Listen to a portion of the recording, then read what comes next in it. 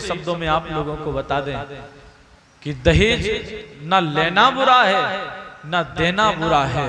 प्यारे एक बात हम आपको बता दें कि दहेज जबरदस्ती लेना सबसे बड़ा अपराध है। दहेज प्रथा आज हमारे भारत में बंद क्यों है? दहेज प्रथा पर केस लग जाता है क्योंकि कुछ लोग ऐसे हैं जो आज यहाँ पर अमीर होने के बाद भी आज वह अमीर होते भी भिखारी हैं। उससे बड़ा भिखारी दूसरा इस संसार में हो ही नहीं सकता। भगवान ने उसे सामर्थ्यवान बनाया और सामर्थ्यवान बनाने के बाद भी आज वह जब अपने बेटे का विवाह करता है तो अपने बेटे को 10-10, 20-20 लाख और करोड़ भर में बेच देता है। अरे उससे बड़ा भिखमंगा कौन हो सकता है? अरे इससे अच्छा दूसरे के सामने मांगने से अच्छा तो जाकर के किसी मंदिर के सामने कटोरा लेकर के बैठ जाओ। क्या है ये? हमें ये समझ में नहीं आता कि जब ठाकुर जी ने हमें सामर्थ्यवान बनाया और सामर्थ्यवान बनाने के बाद भी हम लोगों से जब अपने किसी की पुत्री से अपने बेटे का विवाह जब करने के लिए होते हैं तो दहेज क्यों ये 10-10 लाख मांगते हैं? बोले भैया अरे वो बड़ी नौकरी करता है, लाख भर एक महीने का कमाता है। बोले भैया बोले 12 लाख का टर्नओवर करता है। अरे मुझे एक बात बता दो, वो लोग जब 12 लाख रुपए में तुम्हारा घर का खर्चा नहीं चलता तो क्या 10 लाख रुपए जो तुम्हें एक दिन में मिलेंगे वो कितने दिन चलेंगे? जब 12 लाख एक साल को नहीं होते पूरे तो क्या वह 10 लाख 20 लाख लेकर के कितने दिन अपने घर का खर्चा चला लोगे?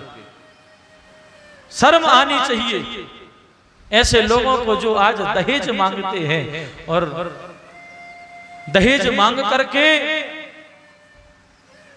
अपने आप में बड़े नहीं होते बल्कि वह अपने आप में अपने आप को नीचा गिरा लेते हैं।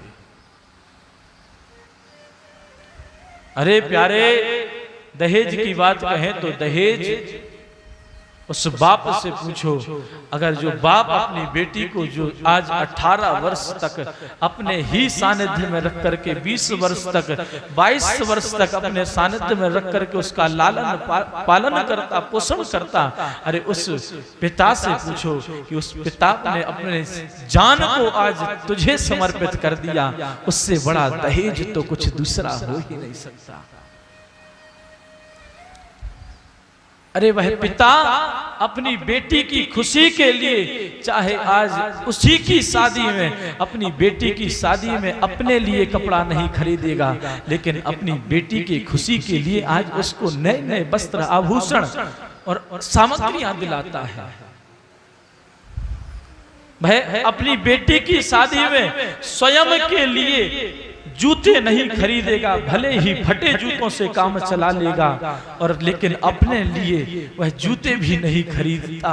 अरे उस पिता से पूछो कि वह कैसे करता होगा। पिता की तो क्या कहें, पिता तो वो सूर्य है जिसके ढल जाने पर इस जीवन में अंधेरा हो जाता है। पिता सब कुछ है। पिता एक ऐसा सूर्य है कि जिसके अस्त हो जाने पर उस व्यक्ति के जीवन में अंधेरे के अलावा और कुछ बचता ही नहीं है। प्यारे, पिता ही सब कुछ है। उस पिता से पूछो कि वह अपनी जान को आज तुझे निछावर कर देता है, और उससे बड़ा कोई धन और कोई हो ही नहीं सकता। और आजकल के लोग धिक्कार है ऐसे जीवन पर जो जिंदगी भर कमाते हैं, जिंदगी भर जोड़ते हैं, और दूसरे के सामने आज उसको झोली फैलाने की आवश्यकता पड़ती है। धिक्कार है ऐसे लोगों पर। प्यारे, जब किसी बाप से जब उसकी बेटी के विवाह में जब उससे 10 लाख मांगे जाते हैं और 10 लाख मांगने पर वह पिता अपनी बेटी की खुशी के लिए कि शायद हमारी बेटी इस 10 लाख के देने से खुशी से रहेगी, उसका जीवन खुशी से व्यतीत होगा, इसलिए कहीं ना कहीं से कर्जा लेकर के भी वह पिता अपनी बेटी की खुशी के लिए वह 10-10 लाख रुपए इकट्ठे करके दे देता है और जीवन व्यतीत होता चला जाता है। अपना जीवन की जो कमाई कमाता तो वह भी आज उस कर्जे को चुकाने में लगा देता। धन्य है वो पिता, धन्य है। एक बात और बता दे, माताएं तो अपने हृदय का दुख रोकर के बता देती हैं, लेकिन उस पिता से पूछो कि वह पिता अपने हृदय का दुख किसी दूसरे को नहीं बताता कि आज हमारे जीवन में क्या व्यतीत हो रहा है, आज हमारे हृदय में क्या कष्ट है, आज हम पर क्या बीत रही है।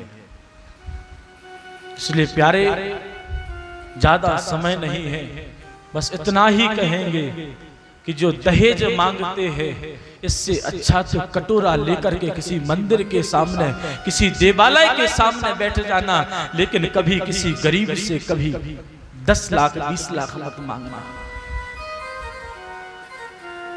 दहेज लेना और देना गलत नहीं है, लेकिन महाराज दशरथ जी जब राम को ब्याह करके जब लेकर के आए जनकपुरी से, तो महाराज जनक ने भी अपनी पुत्री सीता के लिए भी दहेज दिया था। गलत नहीं है दहेज लेना देना, लेकिन उतना ही मांगो जितना वह पिता दे सके, उतना ही मांगो। आज जब यहां पर जब दहेज की बात आई तो महाराज नग्न जितने 10,000 गाय, 3,000 आज दासी, 9 लाख, 9,000 हाथी, 9 लाख रथ, 9 करोड़ घोड़े और 3 अरब सेवक दहेज में दिए। आज मेरे गोविंद का आज 6वां विवाह संपन्न होता है। 7वां विवाह कैकेयी देश के राजा, कैकेयी देश की राजकुमारी भद्रा से मेरे गोविंद का 7वां विवाह होता है और 8वां विवाह भद्र देश की राजकुमारी लक्ष्मणा से मेरे गोविंद का 8वां विवाह होता है। आज ये